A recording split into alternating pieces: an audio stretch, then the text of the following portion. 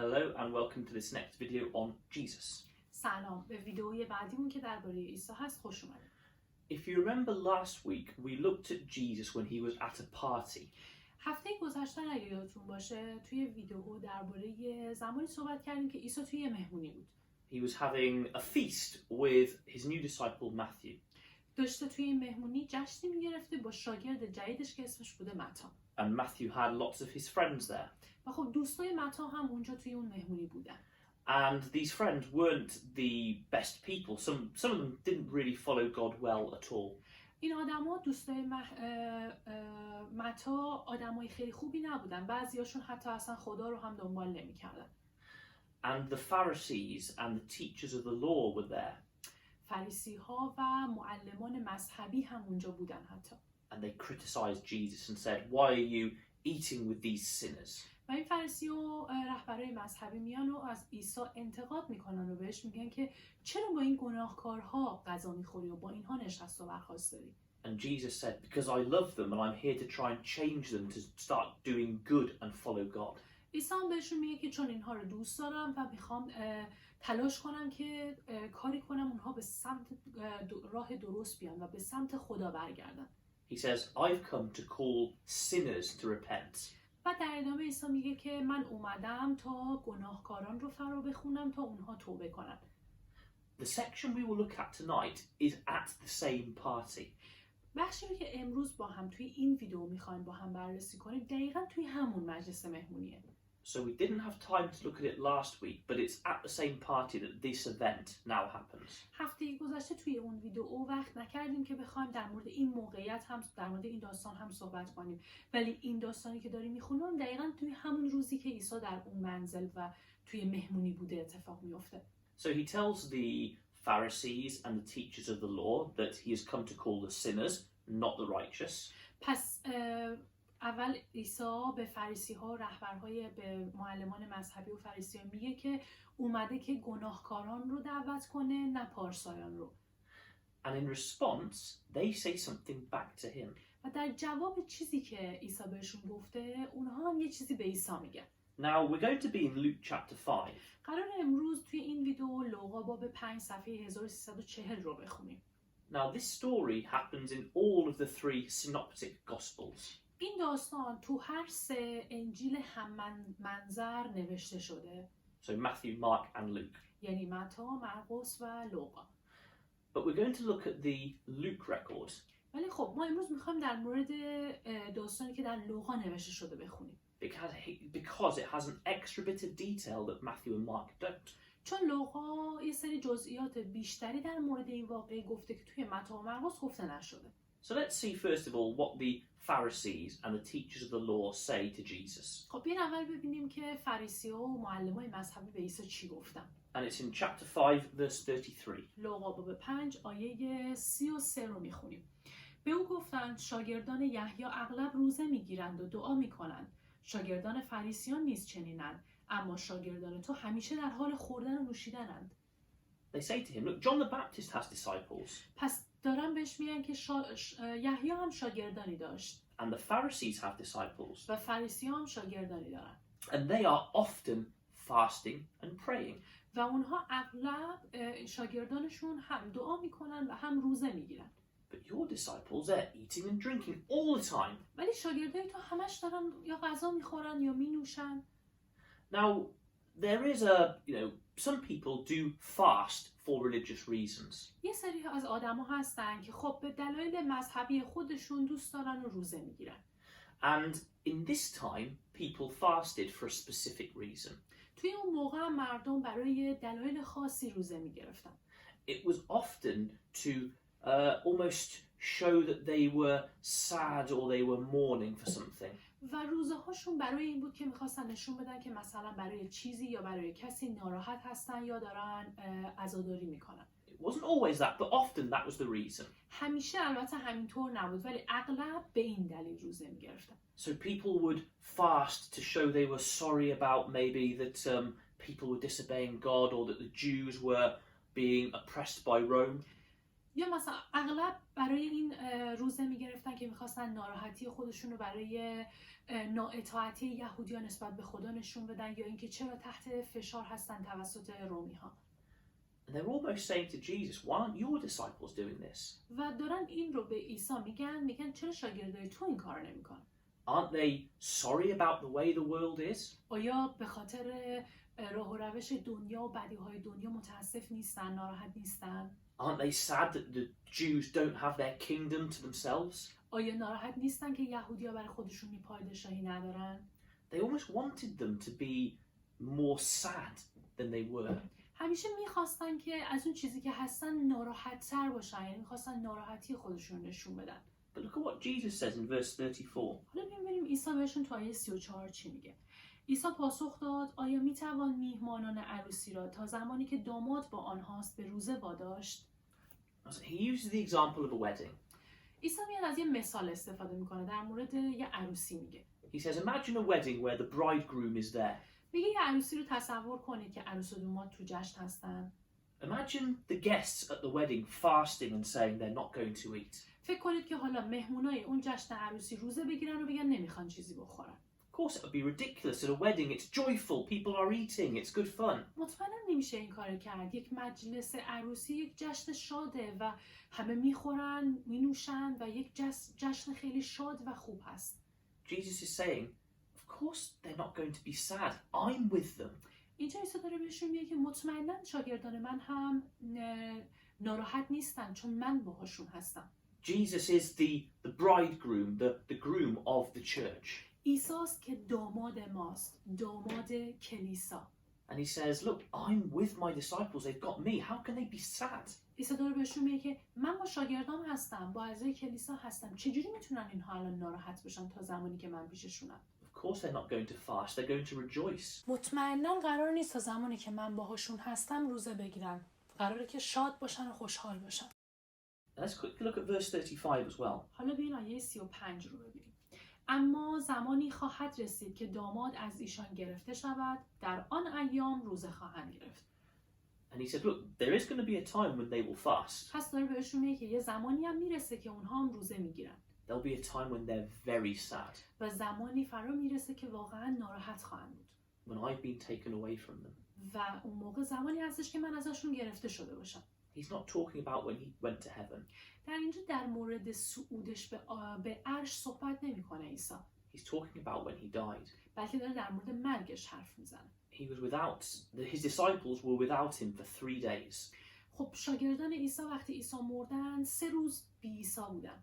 They thought he was dead and that he wasn't coming back. فکر میکردن که عیسی دیگه مرده و دیگه هم بر نمیگرده پیششون. They were very sad. و واقعا هم ناراحت بودن از این بابت. Really, they would fast then because they were very sad. واقعا ناراحت بودن و به خاطر این موضوع روزه میگرفتن.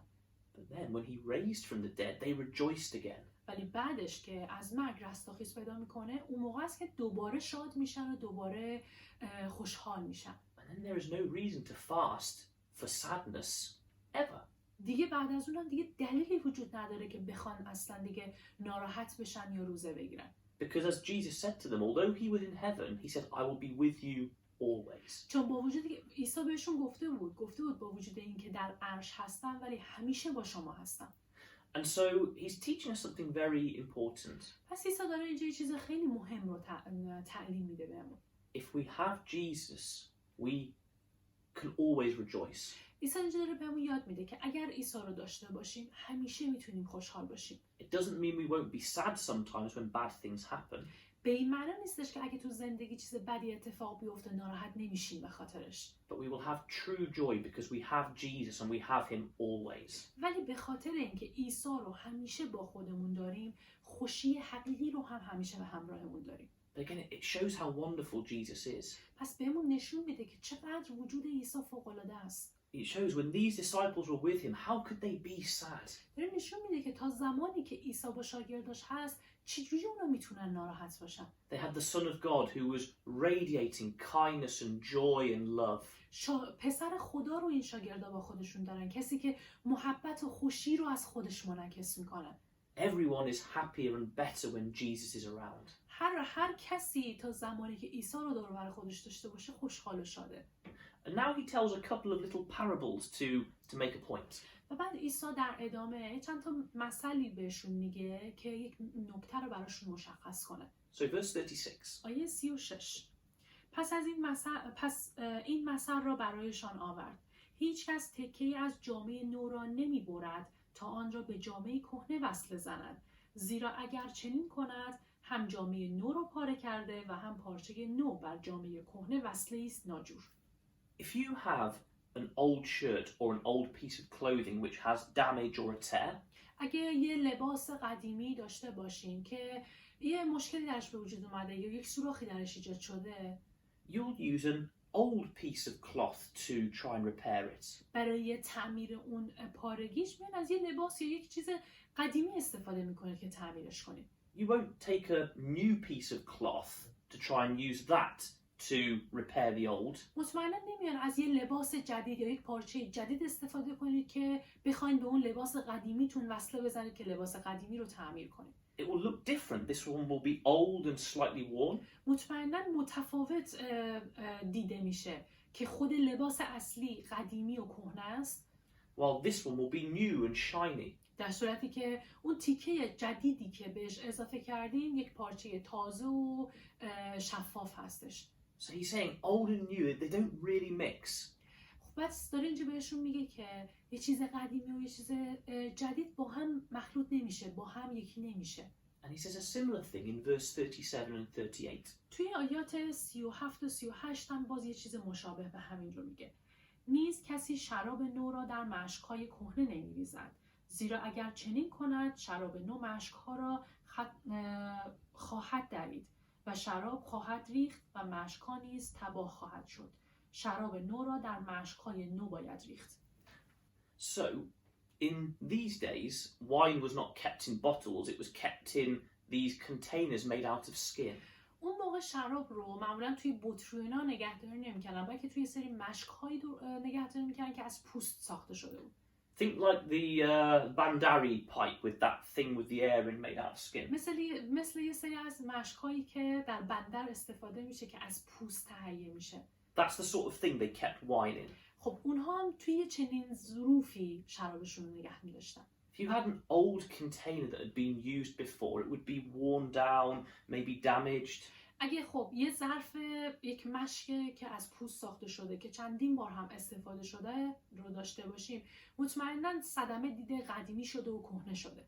It wouldn't be secure, maybe the stitching had come loose. و انقدری امن نیست که بخوایم دوباره برای چیزی جدید ازش استفاده کنیم. اون چیزی که از پوست ساخته شده ممکنه صدمه دیده باشه و ممکنه پاره بشه.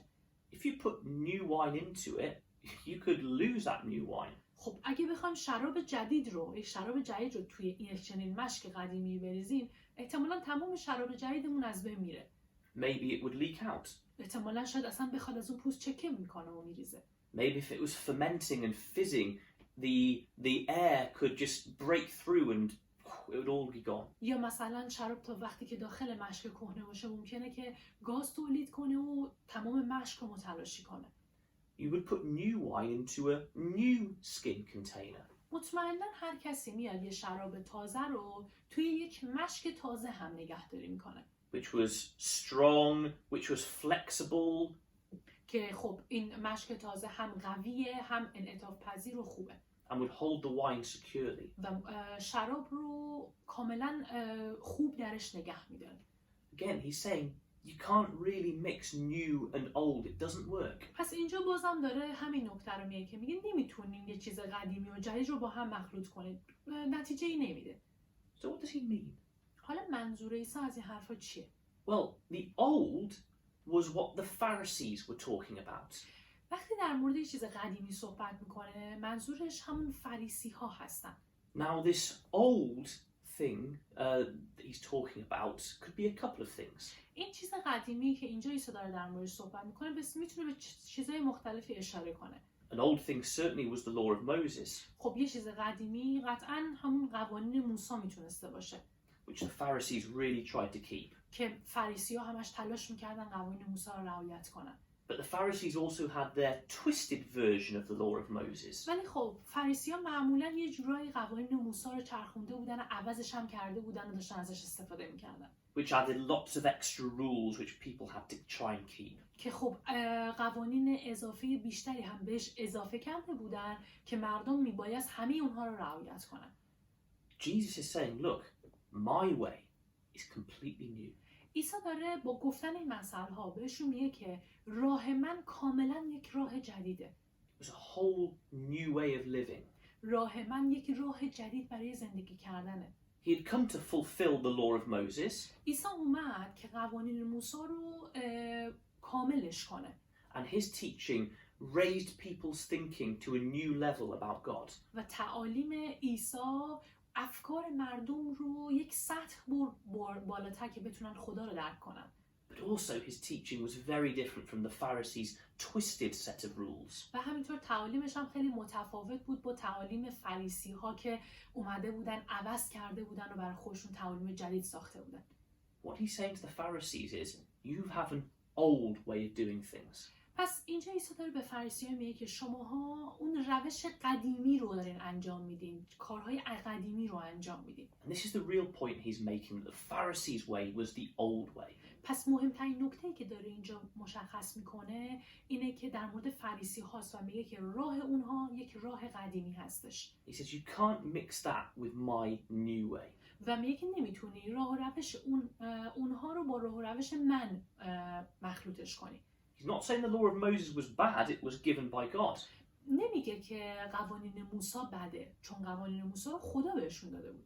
But it was for that time, for those Israelites. ولی قوانین موسی برای اون موقع بود، برای بنی اسرائیل داده شده بود. Jesus is bringing a whole new way of doing things. عیسی اصلا یک راه و روش جدید آورد برای انجام کارا. Whole new ideals about service to God. ایدئال‌های جدیدی در رابطه با خدمت کردن به خدا ارائه داد عیسی.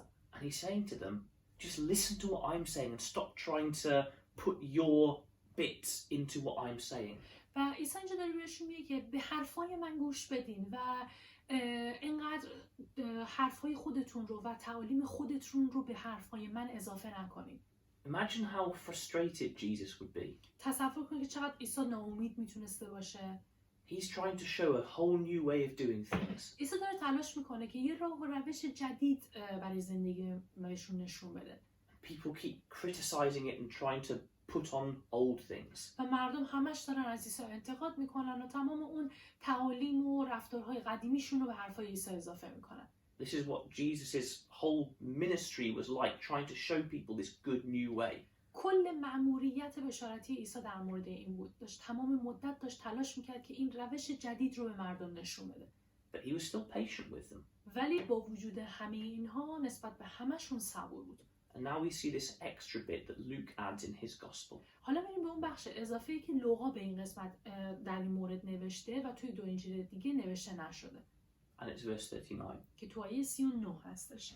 و کسی پس از نوشیدن شراب کهنه خواهان شراب تازه نیست، زیرا میگوید شراب کهنه بهتر است. He says, look, I realize that no one, when they drink something new, wants it straight away. میگه که میدونم این رو، میتونم درک کنم که وقتی یک چیز جدیدی رو شما میخواین بنوشین، هیچ کس همون لحظه ازش خوشش نمیاد. If you've been drinking old wine, you're used to it. That's what you know. اگر برای تمام زندگیتون شراب قدیمی نوشیده باشین، بهش عادت دارین. اون چیزی هستش که شما دلتون میخواد. And if you have some new wine, you will say, no, the old is better. I like that. و بعد اگر یهو یک شراب جدید بهتون بدن و اون رو بنوشین، مطمئنا ترجیح میدین شراب قدیمی رو داشته باشین. He recognized that these people needed time to change. پس عیسی اینجا تشخیص میده که این آدم‌ها احتیاج به زمان دارن که تغییر کنن. They were used to this old way of doing things. It's what they knew. همشون عادت داشتن که اون راه و روش رو شریعت قبلی رو انجام بدن. این چیزی که عیسی داشته بهشون گفته خیلی جدید بوده. It's what they liked. اون چیزی بوده که مردم دوست داشتن، اون شریعت قدیمی رو. And then he says he's coming along with this whole new way of doing things. بعد یهو عیسی میاد بهشون میگه که بهشون یک روش جدید از انجام کارها و زندگی کردن رو بهشون یاد میده. often we don't respond well to change and having to do something differently. اغلب ما دوست نداریم تغییر کنیم و یه کاری رو که قبلا عادت داشتیم یه جوری انجام میدیم رو کاملا به یه نحوه دیگه انجام بدیم. And Jesus is patient with them. He says, I realize it's hard, but you do have to come and embrace the new. عیسی هم اینجا داره نسبت بهشون صبوری میکنه و بهشون میگه که میدونم براتون سخته که اون راه و روش قدیمی رو ترک کنین، ولی باهاتون هستم و بهتون کمک میکنم تا با این روش جدید رو یاد بگیرید و انجام بدید.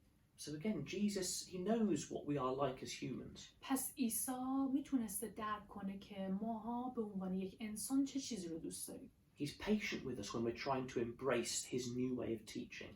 و صبوره با ما تا زمانی که میخوایم به اون راه و روش که عیسی به ما یاد داده آشنا بشیم با ما صبوری میکنه.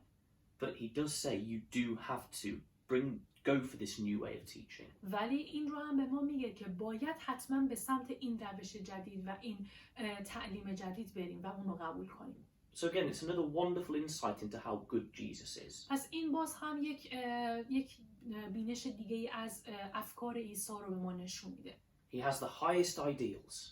عیسی ایدئال‌های بالاترین ایدئال‌ها رو داشته. But he is patient when people are learning about it. ولی خب نسبت به آدمایی هم که داشتن در موردش یاد می‌گرفتن صبور بوده. And he understands maybe they need a bit of time to change. و درک می‌کرده که انسان‌ها احتیاج به زمان دارن که تغییر کنن. And he will give them time to change. و این زمان رو بهشون میده برای تغییر.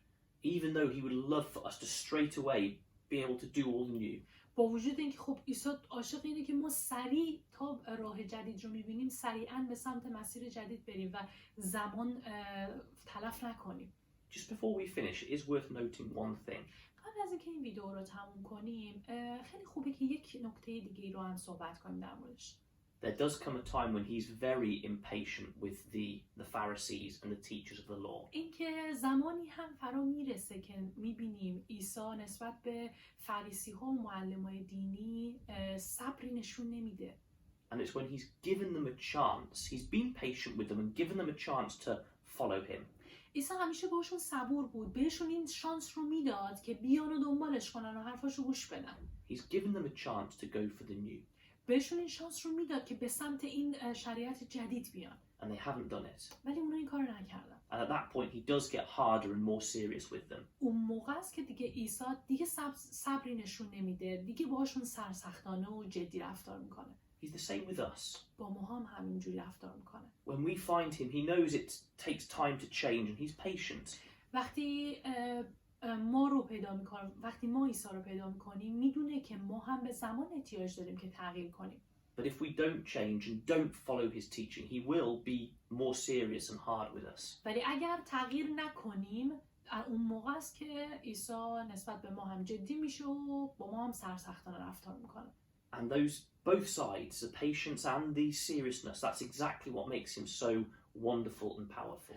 این هر دو جنبه‌ای که در موردش صحبت کردیم عیسی رو یک شخصیت فوق‌العاده میکنه. هم اون جنبه‌ای که خیلی صبور هستش با ما و هم جنبه دیگه‌ای که سرسخت هستش و جدی رفتار میکنه. Thank you very much for listening. ممنونم که به این ویدیو گوش کردید.